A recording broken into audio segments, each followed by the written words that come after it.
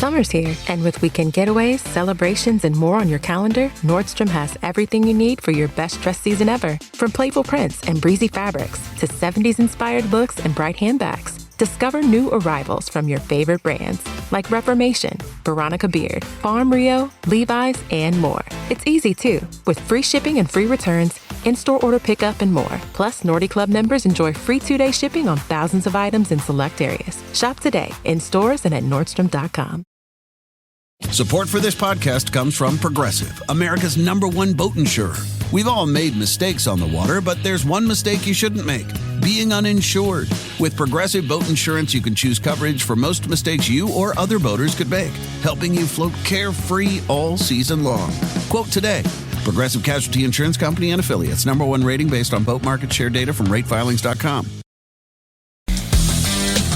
Hey, warmer from the bow! Welcome to lovely Las Vegas for Coast to Coast Hoops with myself, Greg Hoops Peterson, now part of the VSiN Family Podcast. It is that time of the offseason. We finally have some conference previews to start. We're going to be going in alphabetical order with the low/mid majors for the most part. We will sometimes deviate a little bit on this in terms of just guess availability, what have you, but we're starting today with the America East Conference. In segment number 1, you're going to get an overview of the betting trends that we saw in the AEC, some of the styles of play, and just some of the nooks and crannies that you're able to take a look at in the AEC. In segment number 2, Joe Budzelek, he does a great job over at stretchingthefloor.blogspot.com. He is going to be joining me. He's joined me the last few years for the AEC preview. Does a great job taking a look at all things out there in the Northeast part of the country. And then in the final segment, I'm going to get you guys my projector or finish for the AEC. Now, these ones that I'm going to be doing during the summertime are going to be a little bit more subject to change because we still have guys that are in the transfer portal that are mixing and shaking. But that said, we're going to give you guys a good overview of all this. And if you do have a question, comment, segment idea, whatever you for this podcast, you do have one of two ways we offer those in.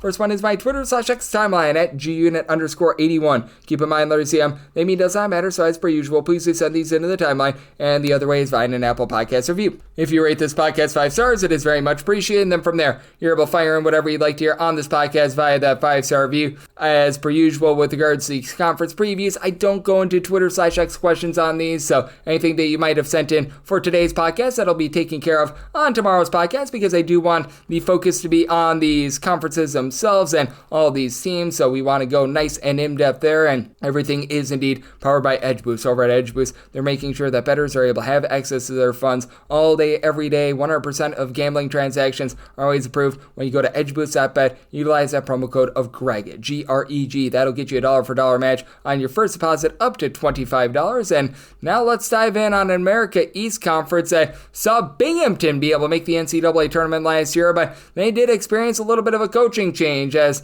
Phil Martelli Jr. is now over at VCU. So that's a little bit less than savory for them. And for Vermont, we really saw this team just be down last season as Vermont has run this conference. I believe that in 8 straight seasons prior to last year, they had gotten at least a share of the regular season crown in the conference. And here's the reason why Vermont went straight down the toilet bowl. 294th in the country last year in terms of points scored on a per possession basis, and there was just a lot of rough offense being played. NJIT, the New Jersey Institute of Technology, 349th in the country in terms of points scored on a per possession basis. New Hampshire, 353rd in the country in terms of points scored on a per possession basis. Obviously, the dregs of the conference, but you do have a lot of teams in this conference that they just couldn't get a lot going. Like UMass Lowell even was a really interesting team. They were about 101st in the country in terms of points per possession. They were one of the better Dynamo teams, and Bryant was a team that they went super duper up tempo. They were about 128th in the country in terms of points scored on a per possession basis. But even a team like a UMBC has become a really up-tempo, just stark sort of team, 138th in the country in terms of points per possession. You just had nobody be able to break into the top 100 with that regard. And what was really killer for Binghamton was turnovers. Like, you had a Binghamton team that actually was able to shoot it and was able to pop it and lock it, but 276th in the country in terms of points per possession. And this is not some sort of conference where you're going to have these teams generate a lot of turnovers. And with regards to this conference as well, what I think is very very interesting is just the rebound rates that you're able to get in general. As a lot of these teams, they just didn't necessarily do the world's greatest job of being able to give you second and third chances. Like I referred to Binghamton just a minute ago, 284th in all of college basketball in terms of percentage of their missed shots that resulted in an offensive rebound. UMass Lowell, 268th. They rebounded 24.8% of their missed shots. For Vermont, they were 283rd in all of college basketball with this regard. Bryant was able to give you a few second and third chances. They were 40th in the country with this regard, so they were the one team that was able to do a nice job of being able to rise up. But again, NJIT, New Hampshire, these were two of the worst teams in all of college basketball in terms of being able to generate a second chance. Albany, I think, is a very interesting team in that Albany has been really looking to revamp things. They were about 127th in the country with regards to their offensive rebound percentage, so that's something that you very much want to be noting. And with regards to this conference, just not a lot of three-point shooting as well. Like, you just had a lot of teams in general, other than Binghamton, who were very hit or miss with regards to their three-point shooting. You saw some very demonstrative home and road splits last year from Vermont as well. They were about 251st in the country with regards to their three-point shooting percentage. You saw with NJIT, they just couldn't hit the broadside of a barn all season long, as they were 333rd in the country with their three-point shooting percentage at 30.5%. New Hampshire just had no consistency whatsoever. They were 279th in the country with this regard. It was a Bryant bunch that they were about 215th in the country with regards to their three-point shooting percentage. Albany was 282nd, so just up, down, all around. You really didn't have teams that shot it well from three. UMass Lowell, to their credit, they shot about 34% from three, but they lose darn near everyone from last season. And Maine was a team that was really able to rise up. If you're looking for a team that's been looking to zag while everyone else has zigged, Maine has been a top 30 team in terms of turnovers forced on a per possession basis ever since Chris Markwood got there. They actually shot 35.7% from three-point range, but they were just absolutely pummeled on the glass themselves. Couldn't generate a lot of second chances, gave up a lot of second and third chances themselves, so that made things interesting. And for Maine, they were one of the few teams that were able to be break even with regards to against the spread record. These teams really struggled outside the conferences. You only had one team that was above 500 against the spread last year. That'd be Binghamton, 19-11 against the spread. Maine, NJIT, they both were 50-50. Maine was 16-16, NJIT was 15-15, and then Bryan 15-18 against the spread. Vermont 14-18 against the spread. UMass Lowell 12-16-1 against the spread. UMBC 12-17 against the spread. New Hampshire 12-18 against the spread, and then Albany 12-19 against the spread. So very much less than tremendous there. If you look at how these teams were able to perform at home, I mean, it was really the big elixir. You had some of your bottom teams just not give you anything. UMBC was 3-11 against the spread at home. Albany wasn't a bottom team, but they were 3-10 against the spread at home. But Binghamton 8-3 against the spread at home. New Hampshire, Maine, these teams were able to rise up 65 against the spread at home. And Vermont, they just were overvalued all season long, 7-8 against the spread at home. And then you just take a look at how these teams performing on the road. UMBC was solid, 9-6 against the spread on the road. Binghamton, NJIT, they both went 10-7 against the spread on the road. But I mean, these underdogs just were not able to really bark for you. New Hampshire 5-12 against the spread on the road. UMass Lowell 6-8 against the spread on the road. Bryan 7-10 against the spread on the road, and that was really the big issue for this team. You had a lot of teams that, in my opinion, were just a little bit overvalued, as the underdogs did offer a little bit of bang for your buck. Binghamton, 16-8 against the spread as an underdog. Vermont was 6-3 against the spread as a dog. Maine was 8-6 against the spread as an underdog. Only 3 teams were below 500 against the spread as a dog.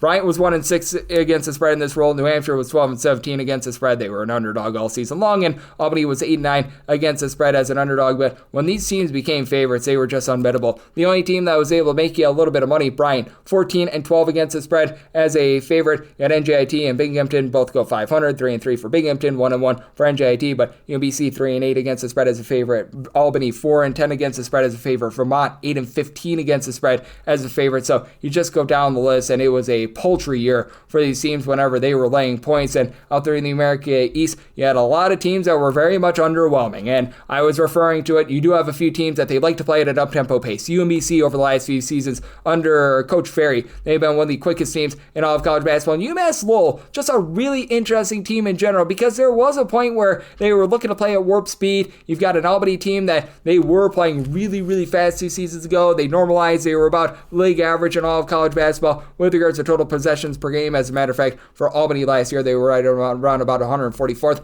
in the country in terms of total possessions per game. For Bryant, they did a nice job of being able to keep things from within. They were number 6 in the country in terms of total possessions per game. I think that might see a little bit of a fall off, just because when you have a changing of the guard, that's what's going to be happening there. But for UMBC. Once again, they were one of those teams that they were really looking to play up-tempo. They were about 38th in the country in terms of total possessions per game. And then you had some of the biggest, shall we say, dregs of all of college basketball in terms of really slowing things down. Vermont, 360th in all of college basketball in terms of total possessions per game. They're the obvious one that you look at, but NJIT was not able to get a whole heck of a lot going as well. You've got a New Hampshire team that they were just very much in transition after being a super-duper fast team 2 seasons ago last year. They really took a fall off with regards to their pace as well, so you've got a lot of teams that are very much a fascination. Binghamton was more of a country average team, about 241st in all of college basketball in terms of total possessions per game, and that did result in a lot of these totals just going under because you didn't have a lot of outside shooting. Like NJIT, 20 overs to 10 unders because they didn't play a lick of defense all season long, even though they were so bad on offense. They gave you a lot of possessions. Again, with UMBC, lots of possessions in their games. 19 overs, 10 unders, and then Albany and Maine were right there. 16 overs and 15 unders for Albany. Maine has been one of the slowest teams in all of college basketball since Chris Markwood took over. 16 overs, 15 unders, and a push. And then Binghamton, 13 overs to 16 unders and a push. New Hampshire, 14 overs, 16 unders. Bryant, 15 overs, 17 unders and a push.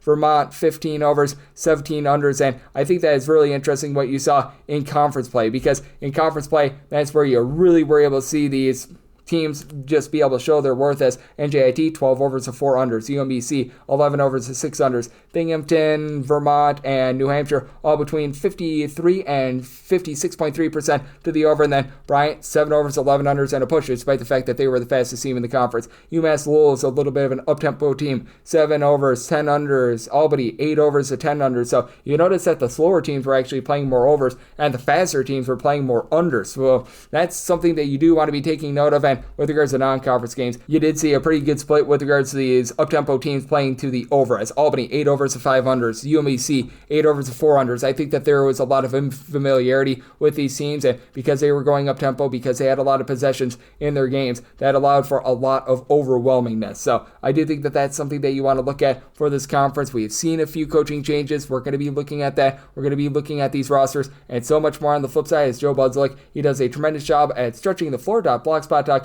He's going to be joining me next right here on Coast to Coast Hoops with myself, Greg Peterson, now part of the Beast Family Podcast, the America East Conference Preview Edition. NetCredit is here to say yes to a personal loan or line of credit when other lenders say no. Apply in minutes and get a decision as soon as the same day. Loans offered by NetCredit or lending partner banks and serviced by NetCredit. Application subject to review and approval. Learn more at netcredit.com/partner. NetCredit. Credit to the people.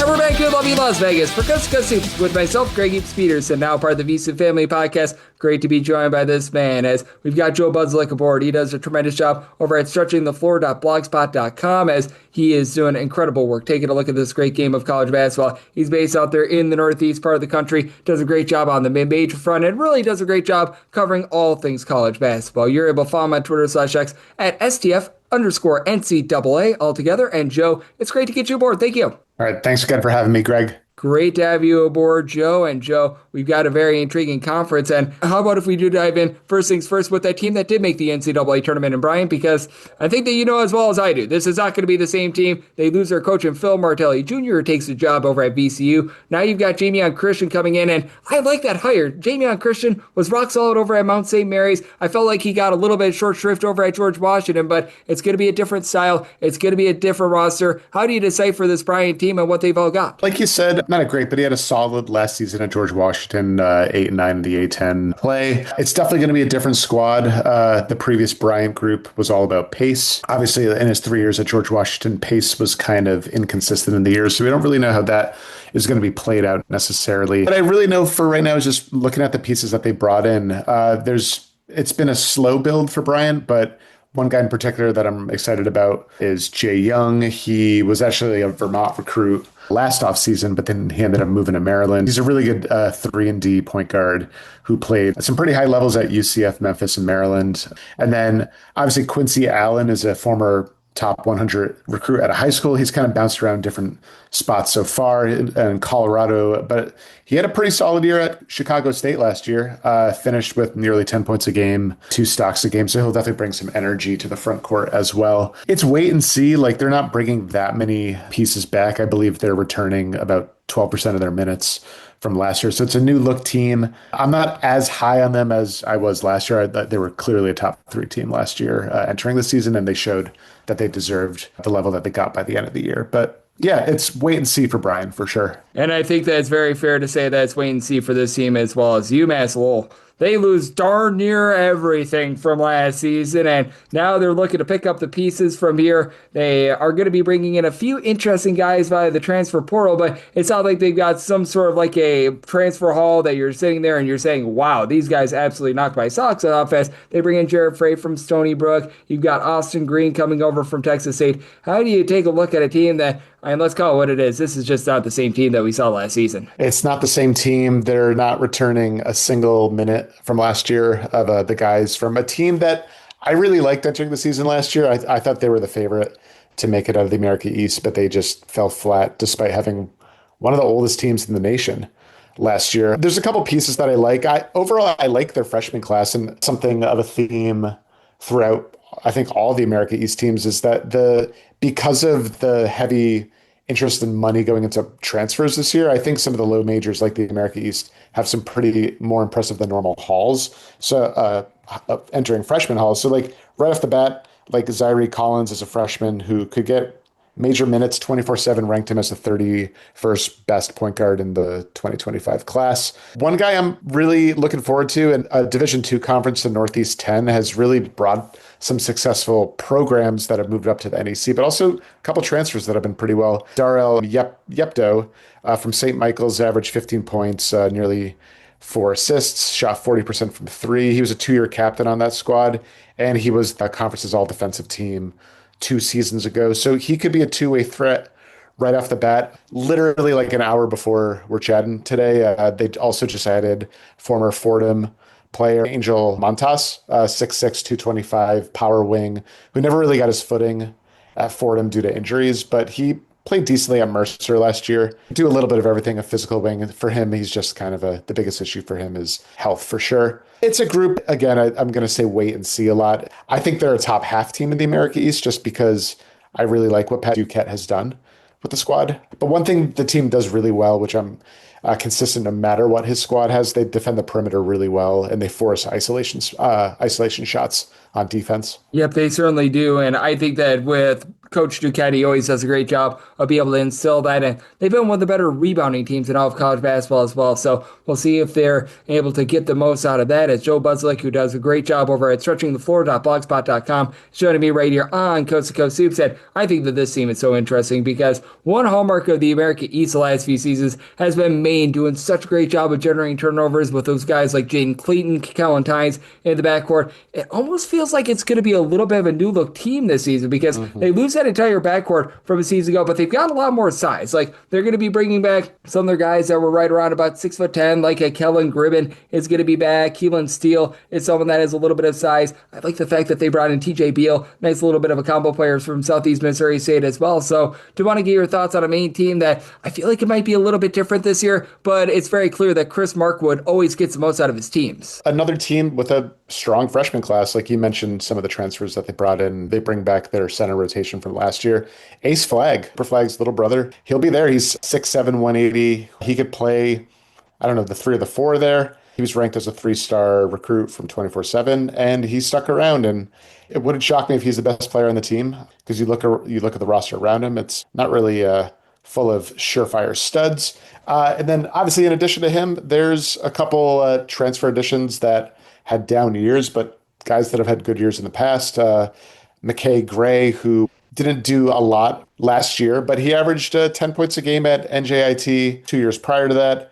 Ryan Mabry didn't really have a consistent role at Quinnipiac last year, but he was a 36% three-point shooter at Miami, Ohio the previous year. And then Giannis Bamba is a redshirt freshman transfer from Wichita State. You know, Wichita State is plays in one of the best mid-major leagues in the country. So the fact that Maine was able to add a guy like him, like a physical wing, I think they will be more balanced next year. Like I don't think the defense will be as strong and as much of a trademark, but the way that Markwood does his thing, like they're still going to be aggressive and try to hunt for those turnovers for sure. Yep, no question about it. I do think that just system and that style it is going to be very consistent. What has been very inconsistent, though, is New Hampshire, as they were just completely decimated by injury last season, and they've added a few nice pieces in the transfer portal. Like, they're going to be getting Davide Poser back. He was able to give them a little bit of three-point shooting. Kome Iba Newer, hopefully I said that correctly, he's going to be entering into the program. Kajan Robinson over from Hofstra is a guy that I like. But I think the big question is, can this team just find some sort of an identity? Because they just had nothing that they were able to hang their hat on last year, and I just don't know what this team is all about. Yeah, well, you already mentioned the incoming transfer from this year, but they now have two former Iona Gales on their team as well. John O'Neill has some potential as well. It's kind of like a deep team. It's one of those teams where when you look at the roster, like they even bring in Jack Graham from Richmond as well. There's pieces, Reginald Kennedy from UAB, there's pieces from good programs that are coming in. It's just, like you said, their roster was so inconsistent last year because of injuries, and they had one of the worst offenses last year and one of the worst defenses. So, like, it's another wait and see. Like, that's kind of the theme of this afternoon, I guess. But they've got depth. It's just who's going to step up. And I feel like in a conference like the America East, there's predictions of who could step up. But since there's so few returning all-conference guys this year, like, New Hampshire could be a team that steps up. I think overall the conference as a whole is better than last year. Like, I can't tell you who the worst team is. I know who the best team is, but all the other teams, it's like, I think there's just more talent this year than last year. And it wouldn't shock me if New Hampshire has a more impressive year than last. Yep, I agree with you. I do think that there are some solid pieces there, and I think that it's going to be much better for them. And I also think that this team is going to be much better. NJIT was a disaster last year. Let's call it what it is. That was not good. They were in the bottom 5 in the country in terms of points scored on a per possession basis at home. But the fact that they're going to be bringing back some of these guys like a Sebastian Robinson from a season ago. Fulton was the guy that was able to give you 5.5 rebounds per game. Quentin Duncan is going to be coming back as well. Not necessarily making massive moves in terms of freshman class or the transfer portal, but they bring back a lot of minutes from a season ago. And I feel like NJIT, especially with Robinson coming back, they could take some strides forward this year. I like Grant Billmeyer. I think he's a good coach. Something I really appreciate about what he's doing at the program since he's taken over is that he's taken the long road. He's not settling for quick fix transfers. When you look at their roster and their potential lineup for next year, including walk-ons, there's 15 players on the roster. 13 of them are homegrown talents, so guys that they've plucked from the high school ranks. They do bring in some solid transfers. They're Jeremy Clayville from the NEC championship team, St. Francis. He's an excellent perimeter shooter.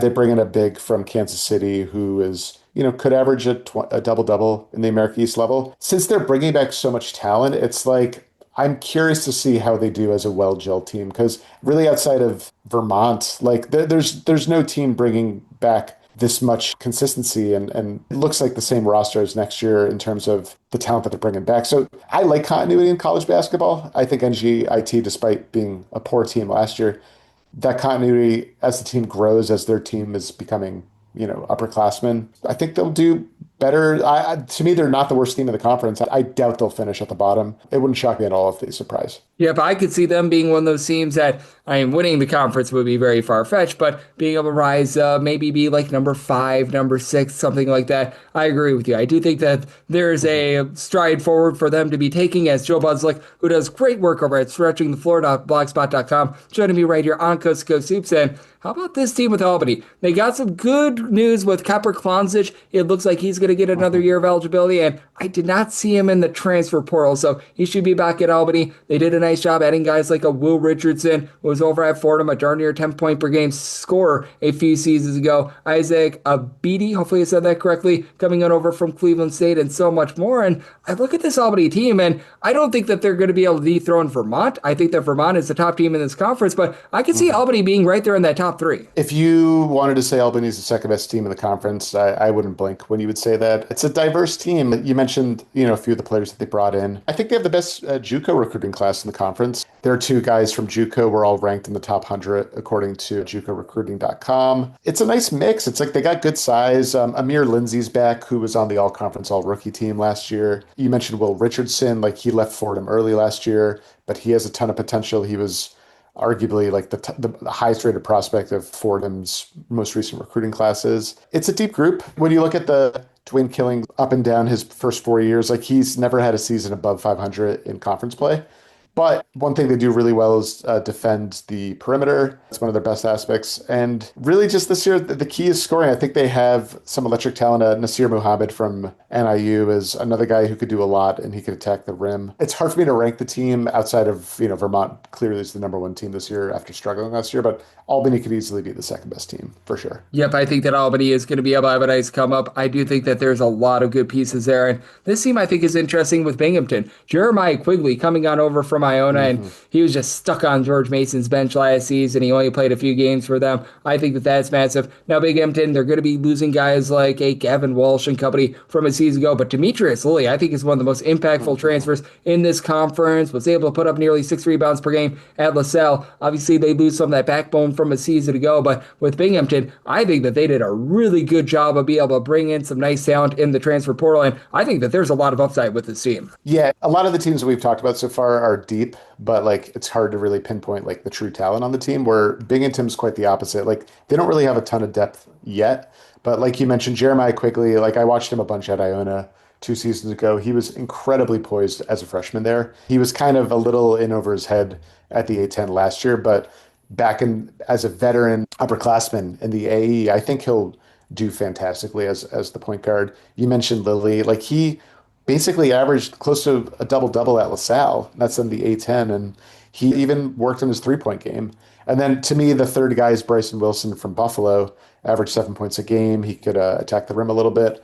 He could stretch the floor a little bit. I think those three, along with Evan Ash, I don't know who their fifth starter is going to be necessarily, but those 4 guys are a pretty strong nucleus right there. And in a conference like the America East, you need depth, but even more importantly, you need a strong base. And I love the duo of Quigley and Lilly. They could be all conference guys, and that enough right there could buoy them. I love Lavelle Sanders. He's entering his 5th season. They've never been lower than 8-10 in conference play at any of the years. They've been Mr. Consistency in the conference. So can they rise above that consistency of just being a middling 500-ish type team, or can they jump ahead and make the next step? And I think the impact of that nucleus is really, that's going to determine how that's going to happen with that squad. I agree with you. And then this is a team that I think is a little bit of a team of mystery in the conference. It's UMBC, because they do bring back Ace Valentine. He was able to do a little bit over 3 assists per contest, and Marlon Short, who was able to shoot it well from 3 at 41%, comes back. But my question mark is, are they just too small in this conference? And I say that realizing that the America East doesn't have necessarily the wealth of size that you're going to find in a lot of other conferences, but I don't think that there's a single guy that has Division I college basketball experience that's north of 6'7" here. Now, they do bring in Devin Caesar, guy that at Old Dominion in a small sample size was averaging double figures, but I think that we both know very well UMBC's problem is not going to be offense. They shot it well from 3 last year. Can they just show that they're able to play a lick of defense and be able to hit the boards? You mentioned it, their guards look good. You mentioned Devin Caesar, and then to me, a big question mark is their young front court. So Caden Diggs, another transfer from Old Dominion, 24/7 ranked him as 160th best recruit in this recruiting class. He had 4 high major offers, 4 A10 offers. In his freshman year at Old Dominion, he averaged 11 minutes per game, so not a ton of play, but he's 6'7", 200 pounds. Could he make an impact at the 4? Riley Jacobs is an incoming freshman. He had almost 20 offers at a high school. He's ranked by 24/7 as the 57th best power forward in the 2025 recruiting class. Could he make an impact? You mentioned size. They don't have a lot of size, but they bring in Jose Roberto Tanchin, 6'10", 235 junior from Palm Beach Atlantic, Division II. That's the same conference as Nova, that big powerhouse down in Florida that's made it to the title game a bunch of times. So I peg him as the starter at the 5, and they haven't had a capable 6'10" guy in a while. They love to play fast, and that definitely helps their offense, and they shoot a lot of threes. They make a lot of threes. Their defense, aside from that one year where they defended the perimeter pretty well, the defense has been a struggle for sure. Can they defend at a higher level? I don't know. But can they be better than last year? Sure. It wouldn't shock me if they're the worst team in the conference. They're a team that has a lot of variability of performance. To me, I rank them towards the bottom of the conference for sure. Yep, the backcourt is going to be strong. The scoring is going to be there, but I agree with you. We could see them giving up 90 on the regular. As joining me on the show, we've got Joe Budzelek. He does a tremendous job over at stretchingthefloor.blogspot.com. Joining me on Coast to Coast Hoops, and obviously we have to talk about this team, the Vermont Catamounts.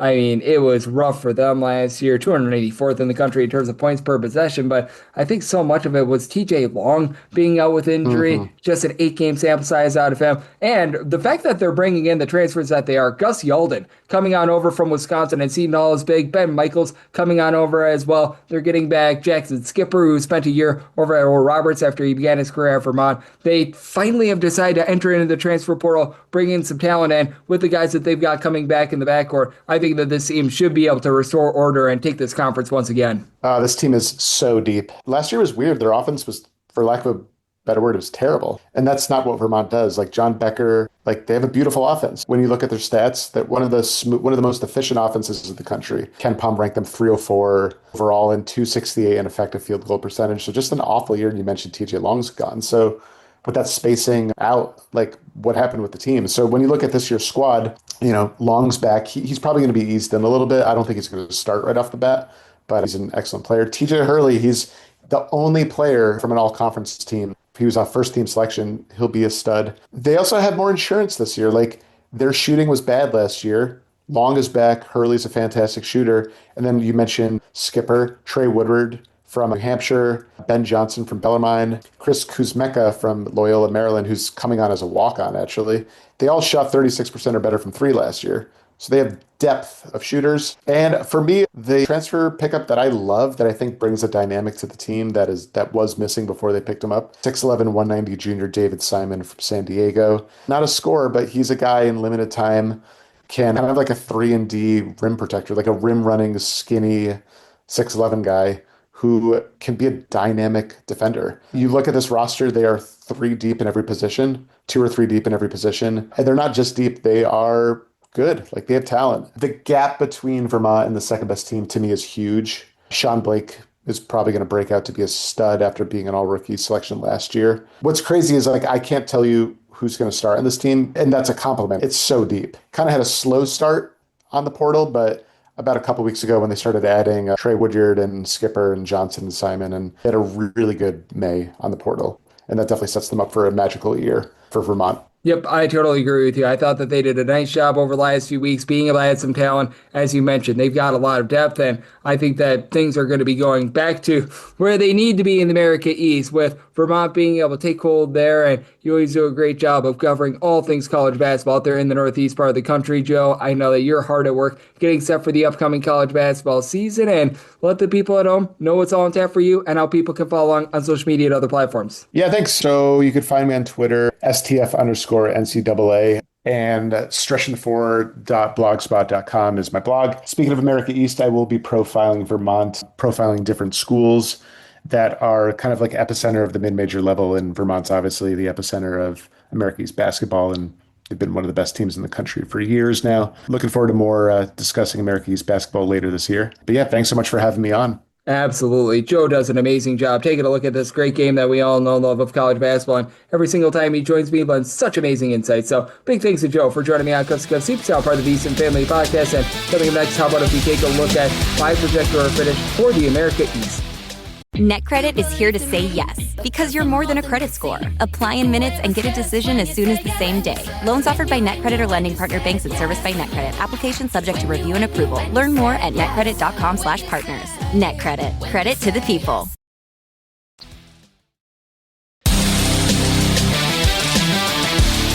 We're back here in lovely Las Vegas for Coast to Coast Hoops with myself, Greg Hoops Peterson, now part of the VSiN Family Podcast. Always great to be joined by Joe Budzelek. He does an amazing job taking a look at this great game that we all know and love of college basketball over at stretchingthefloor.blogspot.com. He's out there in the northeast part of the country. He does an absolutely amazing job of taking a look at all things college basketball, and every single time he joins me, lends such great insight. So a big thanks to Joe for joining me in the last segment.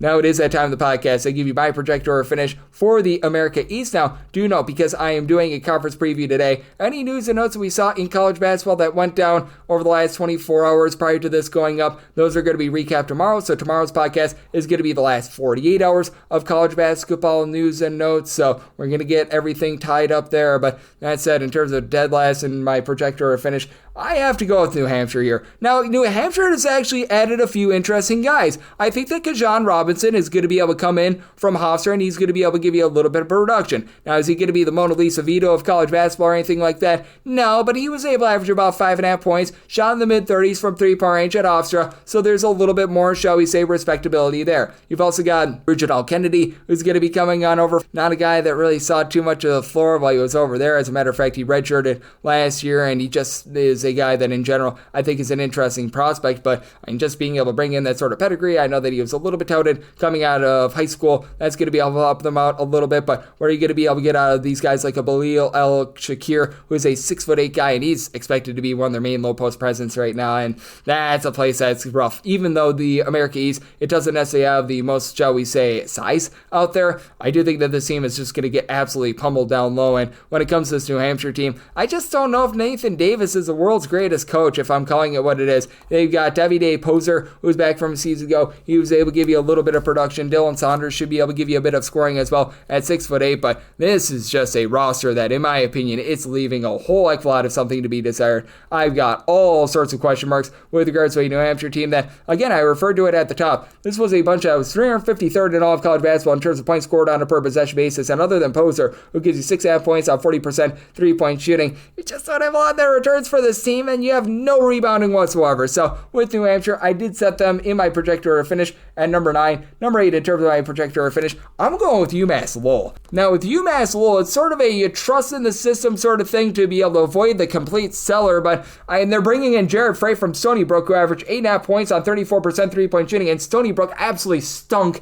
and he's now going to need to take over the backcourt. You've got Khalil Farmer, who's going to be coming in from Hofstra. He was able to give you about 4.5 points per contest or so, but when UMass Lowell was really able to reach peak form a few seasons ago, they were able to do a great job down low. Who's going to be able to play down low for this team? Who's going to be able to grab you a few boards? I'm just not seeing it with this team. They've got Austin Green coming in from Texas State. He was able to give them a little bit, but he had a tough time seeing the floor. Sean Simmons II, who comes over from St. Joe's, I think that he's a little bit of an interesting prospect along Jarrell Robertson. Robertson is going to be coming over from James Madison, but that's a guy that really didn't do anything over at James Madison. When it comes to Sean Simmons, a guy that last year over at St. Joe's, he was unable to see the floor, only gave you about 1.5 points per contest, really doesn't have a lot of versatility, and they again bring back nothing from last year. Like, you want to talk about a team that just got completely gutted by the transfer portal, and this day and age of college basketball, they return 0% of their minutes from a season ago. Not great for UMass Lowell. As a result, I've got them at number 8 in terms of my projector finish, and at number 7, I'm actually going with NJIT.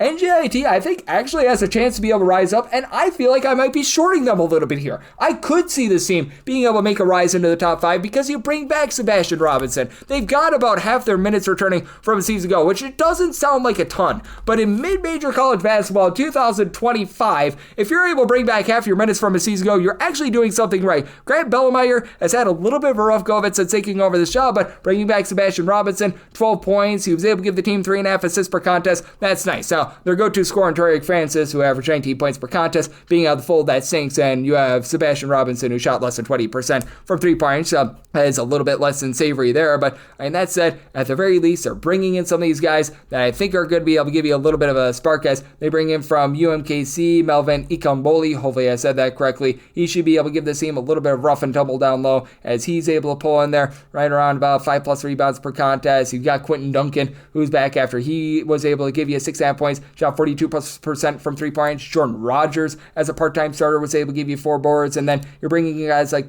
Cameron Piggy, Makai Arrington, after these guys were not really able to see the floor too much, but I do think that these guys just being able to come back, bringing in Ari Fulton as well. He's a guy that was able to give you about 7 points, 5.5 rebounds per game. Keeping that chemistry is very big for NJIT. They didn't make like a whole bunch of like portal moves or anything like that. If you're NJIT, you're just not going to be able to have that sort of leverage, but that said, they have a few sure moves that they made up their sleeve. Jeremy Clayville is going to be coming over from St. Francis of Pennsylvania. That's going to be rock solid, and with Robinson returning from the transfer portal, I do think that there's a little bit of upside here with NJIT. So NJIT, I put them at number 7 in terms of my projector finish. At number 6, I'm going to be going with UMBC. You know that UMBC is going to be running it and gunning it, but they lose so much of that backcourt from a season ago. Now, you're going to have the ace back in the fold. That would be Ace Valentine. He's going to be your main man, and you're going to need to run all of your offense through him, as he was able to average 8 points, 3 assists, and a steal per contest last season. And Marlon Short is also going to be back. Shot 41% from 3, 8.5 points per contest. Devin Caesar is going to be coming in from Old Dominion. 12-game sample size last year, 11.5 points per contest. And this team was really good from 3. They actually shot 38.4% from 3. So they were the one team that was able to light it up, but 324th in the country in terms of points allowed on a per possession basis. You're going to be looking at Regimantis Clunas, who was able to average about 3.5 rebounds per game down low to be able to help out there. He's a 6'6", a little bit of a combo player. Who for UMBC is going to be able to play down low? And that's a big question that you've got in this conference, because I think that what's going to decide the haves and the have-nots, aside from perhaps Maine, is who's going to be able to give you just a little bit down low, because they don't have a single guy in the roster that's north of 6'7". That's an issue.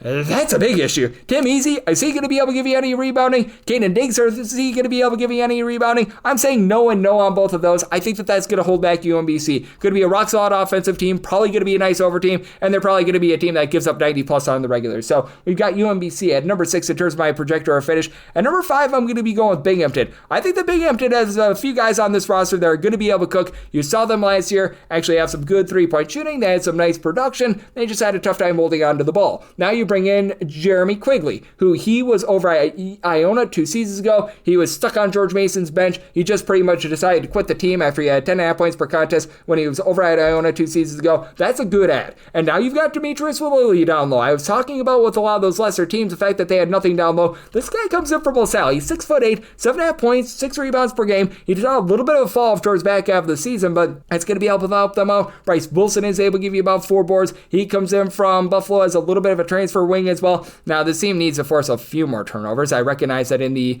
America East, you don't have a lot of teams forcing turnovers, but they were 358th in all of college basketball in terms of turnovers forced on a per possession basis. Yeah, that's not necessarily going to cut it for this Binghamton team, but you know what? You've got a few guys with a little bit of upside as well. Additionally, I do think that you're going to get a little bit of production out of Evan Ash. He's back from a season ago. He was able to give you 5.5 points per contest. Really didn't light it up from 3-point range, but he's able to be a nice glue guy out there in the backcourt as well. So I do think that there's quite a bit of upside here with Binghamton. I've got them in the middle of the conference. I've got them number 5 in terms of my projector or finish. At number 4, I'm going to be going with Bryant. With Bryant, you just have so many moving parts with this team. You lose Phil Martelli Jr. in the offseason, so that's not necessarily great. They're going to be able to maintain a little bit of what they had from a season ago, though. And Ja'Kai Robinson, he was averaging about 6 points, 3.5 rebounds per game, so that's going to be able to help them out. And Jamion Christian is a rock solid ad. Like, Jamion Christian, he was a good coach when he was over at George Washington, led Mount St. Mary's to an NCAA tournament about a decade or so ago. You're bringing in 7-footer Keegan Harvey, who he was on the Charleston and George Washington benches last few seasons. He should be able to come in to a lower level of competition. He should be able to give you a bit of something.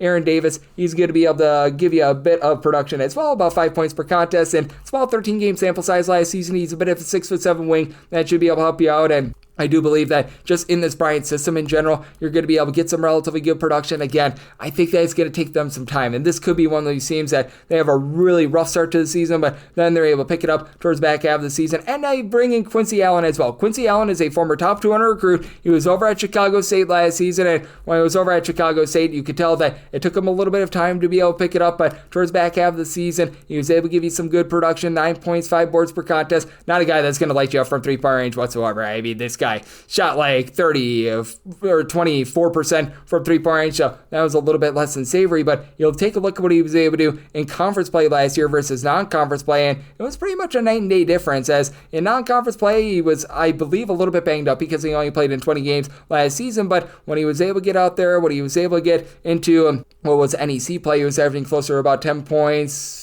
5.5 rebounds per game, was able to give you a block per contest, so that's going to be about this Bryant team right away. But again, so many moving parts. I do have my question marks here. I've got them number 4 in terms of my projector or finish. And number 3 in my projector or finish, I'm going to be going with Maine. I just can't put Maine into my top 2 because I do believe that the big elixir for Maine, and it's going to be the case for them moving forward, is they just need a little bit more size down low. That said, even though they are going to be losing much of that backcourt that was so good from a season ago, they have some upside, and here's a name to watch. Ace Flagg. Yes, that is Cooper Flagg's brother. Keep in mind, Cooper used to play his high school basketball in Maine. Ace Flagg is a 6'7", a little bit of a combo player. You'll want to watch out for him. I think that he's going to be one of the best freshmen in all of college basketball in terms of, shall we say, this conference. I don't think that he's going to be giving you like 20 points per contest. I don't think he's going to be Cooper Flagg 2.0, but certainly I do think that there's some upside there. And then you bring back Killian Gribben from a season ago. He was able to average 5.5 points, 3 rebounds per game. You can tell that there's probably going to be a little bit of a changing of the guard with this team in Maine, because last year they were one of the best teams at generating turnovers in all of college basketball. When you lose someone like a Kellen Tynes, who was able to average 3 steals per contest, he was really able to be the main guy in the backcourt. Jane Clayton, he was a nice point guard that was able to give you about 1.7 steals per game. This is just not going to be the same system, so they're going to be adjusting on the fly, but Flagg is going to be able to give them a little bit more something down low, and I do think that the low post play is going to be much better this season as well. Additionally, you've got a few other guys that are going to be returning and should be able to give you some production. Logan Carey was a guy that was glued to the bench a little bit last season, but I think that he's going to be able to step up, give you some good production. Ryan Mabry, he's going to be looked to be able to help out this backcourt, as he spent a little bit of time over at Quinnipiac along with Miami of Ohio, and he was able to average about 7.5 points per contest while he was over at Miami. And additionally, you've got yourself a guy that in Keelan Steele, who also stands right around 6'10". He was able to pull in there 3 rebounds per game. And TJ Beal, who was over at Southeast Missouri State, 6'7", a little bit of a wing. He was a part of a really rock solid defense. I was able to do a nice job of being able to generate turnovers. Giannis Bamba is a little bit of an upside guy that comes in for Wichita State as well. So I do think that Maine is going to do a nice job of mixing and matching. I think that they're going to be much better in terms of their low post play as well. And that's a big reason why, in terms of number 3 in my projector finish, I'm going to be going with the Black Bears of Maine. And number 2 in terms of my projector finish, we are going to be going with Albany. Albany just got some good news in that Copper Klonzich, who last season was able to be a guy that was giving you about 8.5 points per contest. I still remember a few years ago at St. Joe's, he was a starter. He's going to be getting an extra year of eligibility, and that is absolutely massive for the team. And then you bring in Will Richardson from Fordham. He was limited to just 8 games last season. He was notching about 10 points per contest 2 seasons ago out there in the Atlantic 10. That's a good ad. Nasir Muhammad comes in from Northern Illinois, 7.5 points per contest, shot 35% from 3 points. You've got Amir Lindsay coming back after he gave you 6 points. He shot 36% from 3 points. The defense was relatively deplorable last year, but 6'8" Tariq Foster, he was able to shoot about 39% from 3. He's a lifetime 39% 3-point shooter. He comes in from UMass. You should be able to get a little bit of mixing and shaking from Isaac Amadi, who's able to be a career 38.5% 3-point shooter. It's very clear that this team is going to be looking to light you up from 3-point. Prior to Klonzich coming back, they were leaving a little bit of something to be desired down low, but with that news, it really does help out this team. I would have probably had them number 3 if it wasn't for that. And Effie West Ingram comes on over from Rider. He should be able to give you a little bit of production after he was a little bit muted last season when he was over at Rider. So I do like this team. I set them number 2 in terms of my projector or finish, but number 1 in my projector or finish, I think that order is restored. We're going to be going Vermont. You've got the TJs back, TJ Long along TJ Hurley. This is a just in John Becker. We trust him sort of approach as well as Vermont. I mean, they were well outside the top 280 in terms of points scored on a per possession basis, and this is never going to be some team that's going to be like a top 20 offense or anything like that, but for Long, he missed so much of last season. He was only able to get out there for 8 games. Additionally, you're going to be able to get Hurley to be able to just duplicate what he did a season ago, shot 38% from 3, was able to supply the team with 16 points per contest, and they did a nice job in terms of in my opinion, of being able to add in there some good solid adds via the transfer portal as well, as they're going to be bringing in Ben Michaels, who was over at Buffalo last season, 8 points, 4 boards at 6'8". He shot only about 29% from 3-point range, but he has the ability to be able to pop it from 3-point range. Additionally, this was still one of the better mid-major defenses in all of college basketball, especially when they were at 71st in the country in terms of points allowed on a per possession basis. They're bringing in Gus Yalden. He began his career over at Seton Hall along with Wisconsin, a former top 150 recruit. He should be able to help the team out down low. Sean Blake was able to give the team about 4.5 points per contest on 36% 3-point shooting. You know exactly what you're going to get out of this team. 278th or slower in terms of total possessions per game